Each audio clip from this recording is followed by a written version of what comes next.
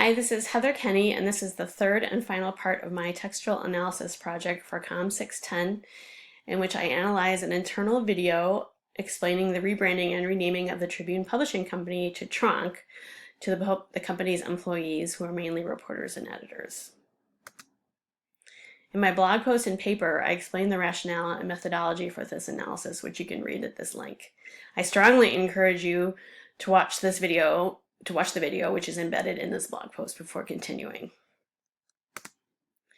In this presentation, I'm going to do a rhetorical analysis of how the use of corporate terminology to describe the future direction of Tronc signals a shift to a capitalist ideology in which the goals of growth and profit outweigh the traditional purpose of journalism as a method of information dissemination for the public good. I view this through a scientific management theory lens in which work is broken down into smaller units for purposes of greater efficiency. A bit of general industry background: the beginning of the 21st century and the rise of the internet and digital media has caused a crisis in traditional newspaper and magazine publishing, decimating traditional sources of income, and consequently media companies all over the world are struggling to figure out how to stay in business. Let's talk about the word content. Tronc stands for Tribune Online Content, and in recent years this word has become more and more prevalent as a term referring to the products of journalism and publishing, moving away from article or news story. Writers frequently call themselves content providers. Companies talk about content marketing. We have content management systems.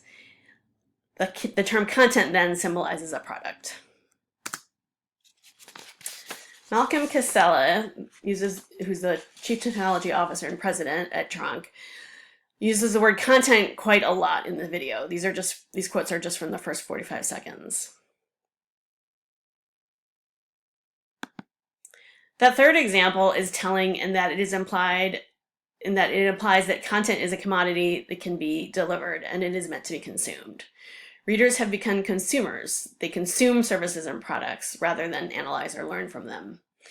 And it has been argued, as we see from this quote from McDowell, that readers have largely come to view the information in newspapers and magazines this way too.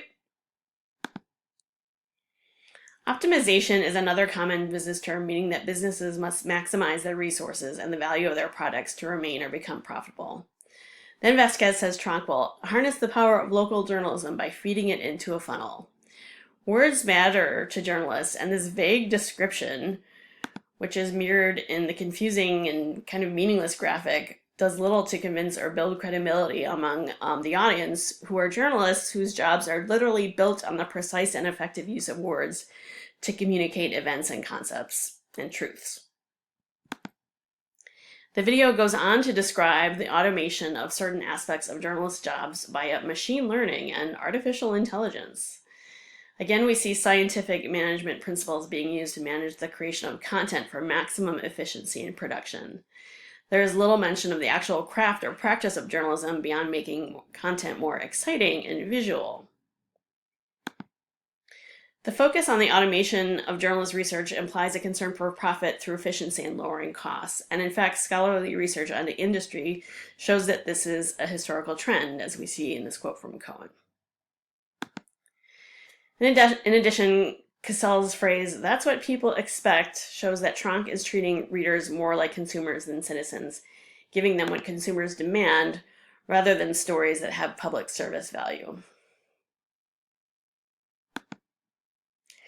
In the next section, Vasquez and Cassell talk about video and visualized content, not from a functional journalistic standpoint, where video or visualized content might enhance or improve a story, but solely from a revenue standpoint.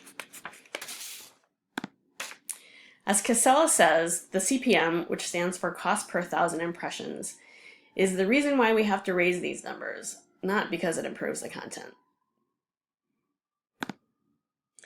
The word metrics in the video supports a corporate capitalist ideology that focuses on constantly evaluating efforts with the goal of profits in mind.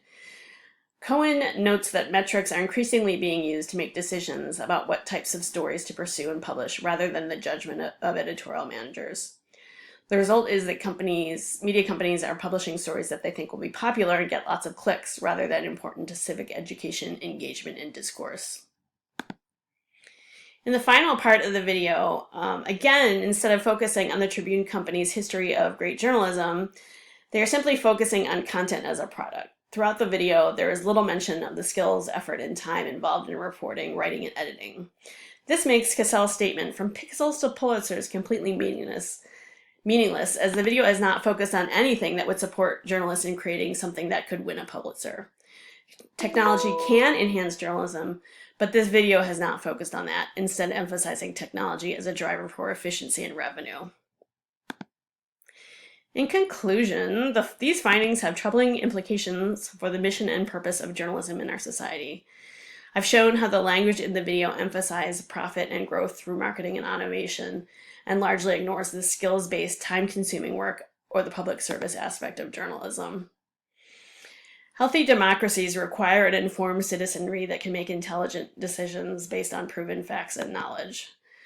The challenge that journalism has today is how to fulfill its traditional mission within a competitive and rapidly changing digital marketplace, where media companies do, after all, have to make profits to survive. And that is my presentation. Thank you for watching.